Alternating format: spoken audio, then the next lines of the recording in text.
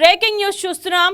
గుంటూరు జిల్లాలో ఉద్రిక్త పరిస్థితులు నెలకొన్నాయి. పొన్నూరు మండలం మామిళ్లపల్లిలో మొక్కజొన్న నిల్వల సీజ్ వివాదం తీవ్ర ఉద్రిక్తతకు దారితీసింది. భారీగా పోలీసులు, సిఆర్పీఎఫ్ బలగాలతో గ్రామంలోకి వెళ్లిన రెవెన్యూ అధికారులు రైతులు నిల్వ ఉంచుకున్న 2200 బస్తాల మొక్కజొన్నను సీజ్ చేసి గోదాంను తాళాలు వేశారు.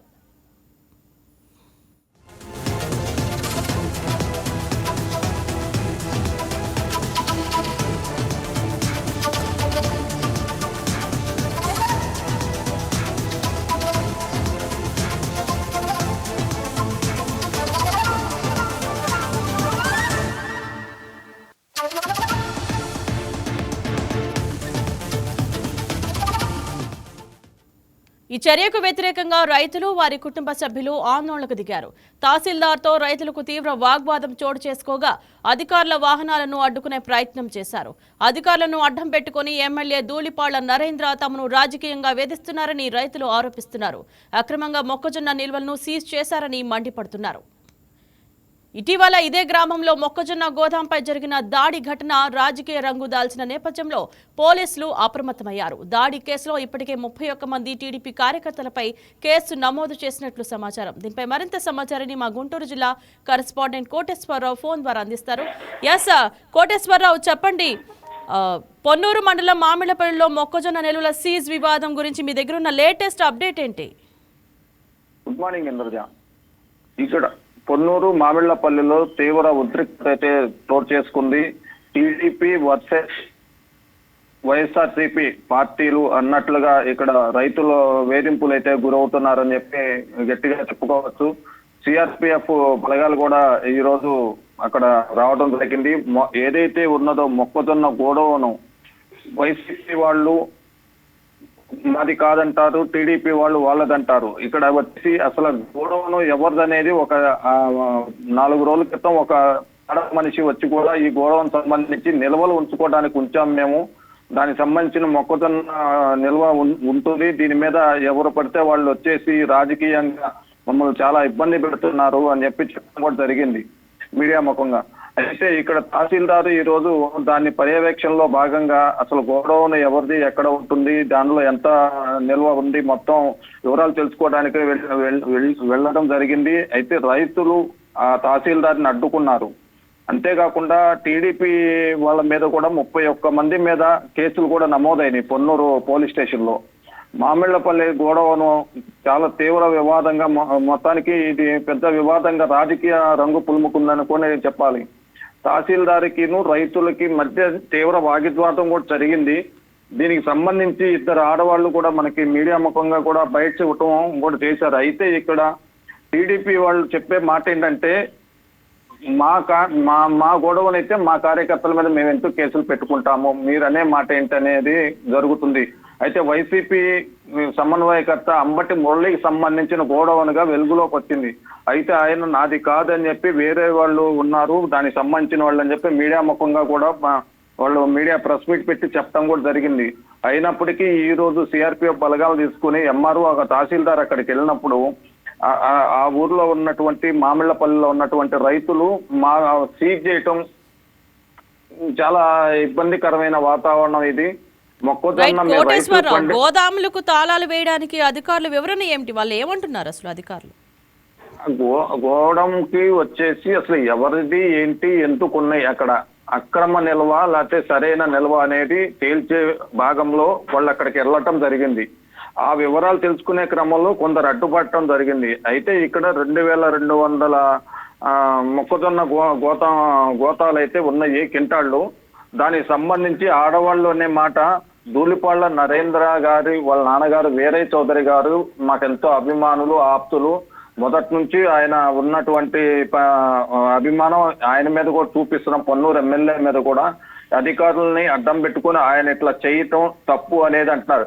అయితే ఇక్కడ ప్రధానంగా చూడవలసింది రాజకీయంగా వీళ్ళు చేస్తున్న పరిణామం కాదు, మొక్కజొన్న రైతులకు సంబంధించి ఆ గోడౌన్లు ఎవరికి సంబంధించినవి, ఎవరివి ఉన్నాయి ఏంటి అనేది నిగ్గు తేల్చే కార్యక్రమంలో వెళ్లటం జరిగింది తహసీల్దారు మరియు సిఆర్పిఎఫ్ బలగాలు. కోటేశ్వరరావు, ఈ ఘటనపై స్థానికులు ఏమంటున్నారు? స్థానిక ప్రజలు మామిళ్లపల్లి ఊర్లో ఉన్న రైతులు ప్రధానంగా వచ్చేసి ఇప్పుడు వాతావరణ శాఖ ఒక వారం రోజులుగా ఎప్పుడు వర్షాలు పడతాయో తెలియదు. దాని మీద ఉరుములు పిడుగులతో వచ్చే వర్షాలు ఉండటం వల్ల మేము అక్కడ పెట్టుకోవటం జరిగింది. ఇవి రాజకీయంగా పులుము చేసుకుంటున్నారు వీళ్ళు. అసలు ఎవరి పార్టీకి సంబంధించినవి కాదు, రైతులవి. రైతులకి న్యాయం చేయండి అనే ప్రధాన వార్త అయితే బయటకు వస్తుంది. Right, thank you Koteswaram.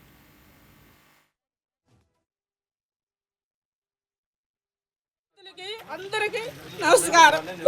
మమ్మల్ని ఒక్కసారి మా దయ చూడండి. మమ్మల్ని 400 జనం వచ్చి కొట్టారు. మా ఆయన గుండె జబ్బు మడిచి కావాలని మేము నిల్వ ధాన్యం చేసుకుంటే ఆ ధాన్యానికి వచ్చి 400 మంది గుండె జబ్బు మనుషుల్ని ఇద్దరిని కొట్టి మమ్మల్ని కొట్టి గూడానికి చీలేసి వెళ్ళారు. మేము ఇది పొలం మీద రైతు బిడ్డలమే, మేము మట్టి పిసుక్కునే వాళ్ళవి. ఇప్పుడు పొలాన్ని నుంచి వచ్చేటప్పటికి చీలేసి వెళ్ళారు. మరి మాకేమి న్యాయం చేస్తారు? మాకేమి న్యాయం చేస్తారో చెప్పండి. మేము మందు తాగి చచ్చిపోవాలా? ఏం చేయాలి? ఇదిగో చూడండి, పిచ్చి తాళ్ళు వేసుకొని ఉంటాం. మేము కష్టపడి 58 వయసులో కష్టపడి పని చేసుకుంటున్నాం. మా ఆయనకి 65 గుండె జబ్బుతోటి మేము పని చేసుకొని కోసం నేను చేసుకుంటుంటే మమ్మల్ని అన్యాయం చేశారు. ఇది నరేంద్ర చేసిన పని. నరేంద్ర న్యాయం చేస్తానన్నాడు, రైతులకు న్యాయం చేస్తానన్నాడు. ఇప్పుడు పురుగులు పడిపోతాయి, ఎలుకలు పడిపోతాయి. మాకు న్యాయం ఏంది? నరేంద్ర గారు చేసిన పని ఇది. మేము ఈ ఊళ్ళో మెజార్టీ రాలేదని మేము దొరికామా మీకు? మీ డైరీలో బోరెడు ఉండయి, వాటిని బయటకు తీయండి. ఊళ్ళో బోరెడు గూడాలు ఉండయి, బయటకు తీయండి. పక్కల ఊళ్ళో గూడాలు ఉండయి, బయటకు తీయండి. ఈ గూడెం మీదకే మీరు ఎందుకు వచ్చారు? మేము రైతు బిడ్డలమే, మాకు న్యాయం చేయండి. మురళీ గారిది ఏమన్నా దొరికిందా? ఏడా దొరికితే ప్రూఫ్ చేయండి. మాది ఇది మా కష్టం. మా కష్టాన్ని మీ రైతు బిడ్డల్ని మీరు ఎందుకు చేశారు? రైతుల బిడ్డలు ఊళ్ళో ఉండారు కదా, ఇది న్యాయం చేయండి. ఇదే ఎందుకు దొరికింది ఈ గుడిము? ఈ రోజు వరకు కూడా ఆయన అంటే మాకు అభిమానమే. మేము రైతులు ఈరోజు ధాన్యాన్ని లోనేసుకుంటే తడి పొడి గింజలు వర్షాలు పడతాయని వేసుకున్నాం. ఇవాళ రోజు చీలేశాడు. అది నష్టపోతే మా పరిస్థితి ఏంటి?